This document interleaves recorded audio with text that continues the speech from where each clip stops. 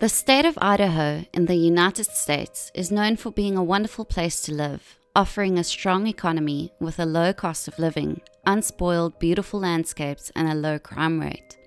However, on the 13th of November 2022, a horrific crime took place that shocked the world.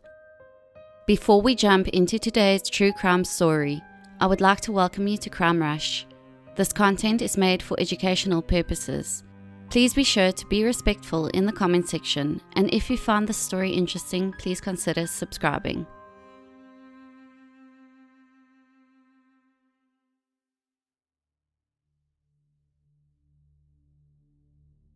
Let's start off by getting to know Madison Mogan, aged 21, Kaylee Gonsalves, also aged 21, Zaina Kernodle and her boyfriend Ethan Chapin, both aged 20. They were all students at the University of Idaho.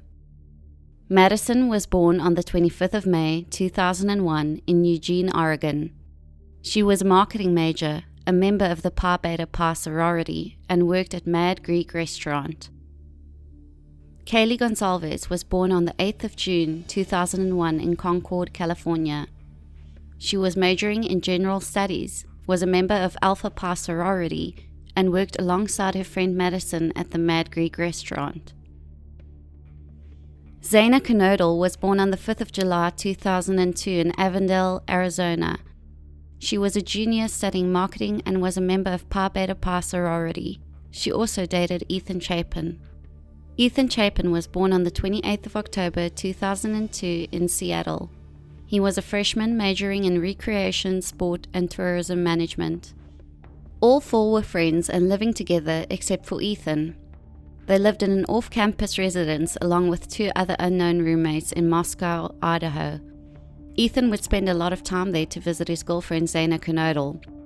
But on the 13th of November 2022, all four students would unexpectedly and allegedly encounter Bryan Kohberger.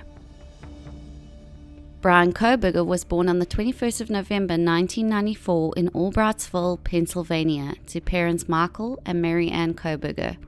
Bryan was one of three children. He had two sisters, and he grew up with a loving and supportive family and attended Pleasant Valley High School. He continued his studies at DeSales University in Center Valley, Pennsylvania, where he graduated in 2020 with a bachelor's degree in psychology and a master's in criminal justice in 2022. Reportedly, he studied under one of the country's most renowned forensic scientists, Dr. Catherine Ramsland, author of How to Catch a Killer. Teachers and classmates described him as bright, focused, and obsessive about criminology. Now aged 28, Bryan worked as a teaching assistant at Washington State University's Pullman campus and lived alone in Steptoe Village apartments in Pullman. Moscow, Idaho was only a 15-minute drive away from there. At 11:58 a.m. on the 13th of November 2022, a 911 dispatcher received a disturbing call from a young man now identified as Ethan Chapin's best friend. The call was made from one of the unnamed roommate's cell phone, and it was difficult to make out what the caller was saying. When police arrived at the student's home, they discovered a gruesome scene. They found the door to the off-campus residence open and the bodies of Kaylee, Madison, Zaina, and Ethan in rooms on the second and third floors. All four victims had been brutally stabbed to death. According to police, the other two young women were in the home at the time but were not injured. The brutal nature of the killings set off a wave of fear and anxiety in Moscow, a small college town that had not reported a murder in 7 years. Police got to work, collecting evidence, but were having trouble identifying suspects and faced mounting criticism from the public when the investigation seemed to be at a standstill. But court documents show a team of local and state law enforcement officers, along with a group of FBI agents, were working meticulously through the holiday season to catch the killer. Authorities remained tight-lipped, withholding details of the crime and some of the leads they were tracking. For weeks, law enforcement officials said they had not identified a suspect or located the murder weapon. Jim Chapin, Ethan's father, said in a November 16th statement that the lack of information from the university and local police further compounds our family's agony after our son's murder. For Ethan and his three dear friends slain in Moscow, Idaho, and all of our families, I urge officials to speak the truth, share what they know, find the assailant, and protect the greater community, the statement said. Idaho State Police spokesman Aaron Snell responded on November 22nd, 9 days after the killings. A lot of this the public doesn't get to see because it's a criminal investigation, but I guarantee you behind the scene, there's so much work going on. One bit of information initially not shared publicly was that a review of surveillance footage from the area around the home brought to the investigators' attention a white sedan, later identified as a Hyundai Elantra. A few days later, officers at nearby Washington State University identified a white Elantra and found out who it was registered to. This was just part of the behind-the-scenes work, and another crucial clue police received came from one of the unnamed roommates. She told investigators she saw a masked man dressed in black in the house the morning of the attack, and that she heard crying in the early hours of the morning, followed by a male voice saying, "It's okay, I'm going to help you." She said he had bushy eyebrows and was about 5'10" or taller, and an athletically built male. She said she stood frozen in fear as the masked man walked past her. What has baffled many was the fact that this occurred in the early hours of the morning, but the 911 call was made a total of 8 hours later. It was, however, confirmed by police and the victim's family that the unnamed roommates had nothing to do with the murders, and this was no reason to be suspicious of them. I assume that we will understand this better in the future when more information is revealed. Using the description the roommate gave, police compared it to the man who the white Elantra was registered to, and it matched. Investigators had their first suspect, Bryan Kohberger. Armed with Bryan's driver's license and plate information, investigators were able to obtain phone records that indicated his phone was near the victim's residence at least 12 times between June 2022 to that present day. It also showed that Bryan's phone was near the crime scene again after the killings. Investigators also learned that Bryan got new license plates for his Elantra 5 days after the killings.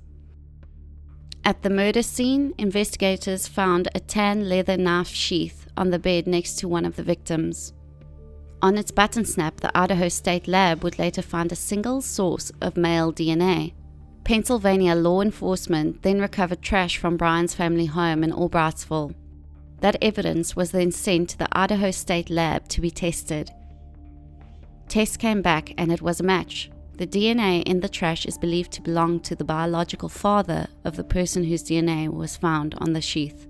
On December 29th, authorities requested an arrest warrant for Bryan Kohberger on 4 counts of first-degree murder and burglary. The next day, on the 30th of December, a Pennsylvania State Police SWAT team moved in on the Kohberger family home. They broke down the door and broke through windows in what is known as a dynamic entry, a rare tactic used to arrest high-risk suspects. Bryan was then booked into Leda County Jail in Moscow, Idaho, and is being held without bail. On the 5th of January 2023, Bryan made his first appearance in court. Kohberger's defense were fighting against the courtroom cameras. During his May 22nd arraignment, Kohberger remained silent when asked to enter a plea. Instead, his lawyer stood up and declined on his behalf. As a result, the judge was prompted to enter a plea of not guilty on all murder charges. His attorney has expressed that Kohberger believed he is going to be exonerated. That's what he believes. Those were his words.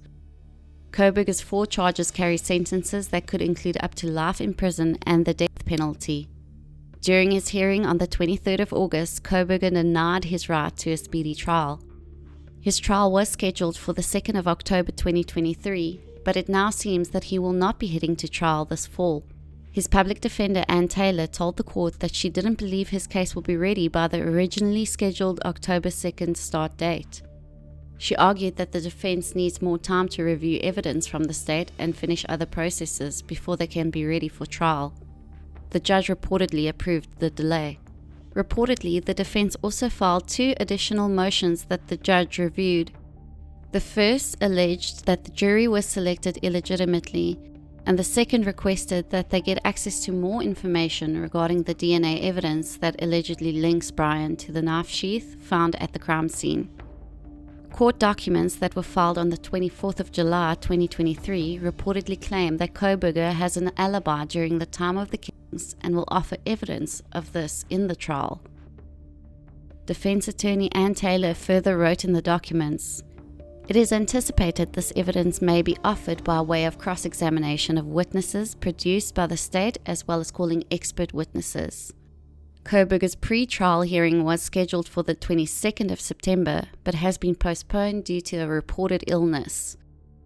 His lawyers requested an order from the court to reset the defendant's motions for the 26th of October 2023. And now we wait for the trial, but more interesting information about Bryan Kohberger has surfaced. According to friends from high school, Bryan reportedly had a nasty heroin addiction in his teenage years and also struggled with being overweight. He was reportedly bullied by girls in high school.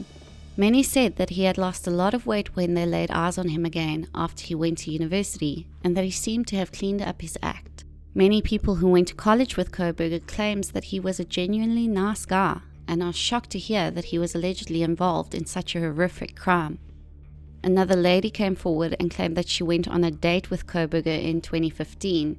They met on Tinder and went to the movies, and then she claims that things got weird when he drove her back to her dorm. She said he was being extremely pushy about going up to her room, and once he was in her room, he was no longer as polite as he had been earlier. He waited outside of the bathroom for her, and this made the girl uncomfortable. Due to her discomfort, she started pretending to throw up in the bathroom, which eventually made Kohberger leave. She also claims that later on she received a message from him stating that she had, quote, "good birthing hips," and she never spoke to him again. Another student who studied with Kohberger came forward and said he had an uncomfortable encounter with the alleged killer whilst working on a project with him. He said that looking back and thinking of the cold stare he received from Kohberger when he confronted him, it actually doesn't surprise him that this occurred. Now, there are two main questions concerning this case. What was the motive? And what was the connection between Kohberger and the 4 students? The victims' families reportedly hired their own investigator and claims that they have found some sort of connection through an Instagram account. Reportedly, Kohberger had liked pictures of one of the victims on Instagram, but this has not yet been confirmed. I guess we will have to wait and see what happens in this case. I, for one, am waiting in great anticipation to see what happens. Thank you so much for tuning into this video. Don't forget to subscribe and click that bell notification button to make sure you never miss an update on this case. Stay safe and catch you next time.